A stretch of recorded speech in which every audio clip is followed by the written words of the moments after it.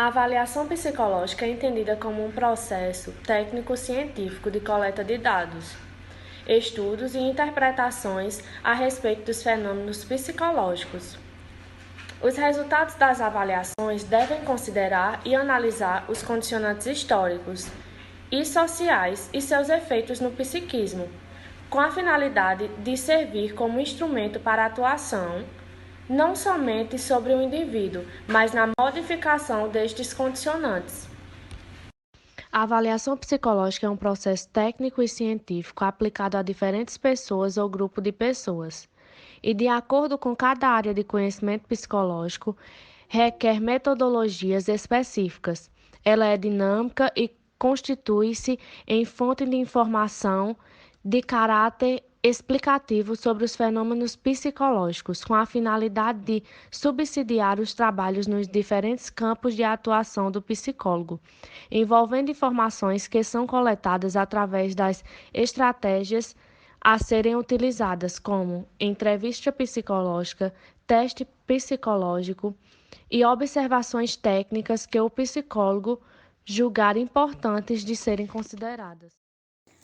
A avaliação psicológica realizada pelos psicólogos do trânsito,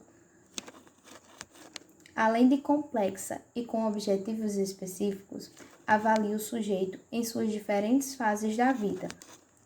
Assim, temos que o processo de avaliação psicológica incluirá sujeitos em suas diferentes fases de desenvolvimento, seja eles da adolescência à terceira idade, com suas diferentes características, sejam elas culturais e com valores próprios introjetados. Também é importante relembrar que a avaliação psicológica se caracteriza principalmente no trânsito através dos testes psicológicos. A avaliação psicológica vem por meio dos testes psicológicos influenciar no contexto do trânsito, tendo como objetivo específico avaliar sujeitos que se encontram em diferentes fases da vida. A psicologia no trânsito é uma área da psicologia que estuda os comportamentos humanos no trânsito e os fatores que os alteram, sejam esses fatores internos ou externos, conscientes ou inconscientes. A função do psicólogo é tornar o trânsito mais seguro a partir do bem-estar e da saúde mental das pessoas. Em 1952, o COTRAN tornou obrigatório para que todos aqueles que quisessem obter a carteira de motorista para a função de motorista deveriam realizar o exame psicotécnico. Porém, eles não teriam um perfil para definir quem era apto ou não. Em 1962, o DETRAN tornou obrigatório para que todos aqueles que quisessem a carteira de habilitação fizessem o exame psicotécnico. Mas só em 1988 foi que o CFP realizou características e um perfil que determinasse o que seria apto ou não para que essas pessoas conseguissem a carteira. Os profissionais que atuam na área da psicologia estudam a forma como os participantes do trânsito se comportam, o que inclui motoristas, motociclistas, ciclistas e pedestres.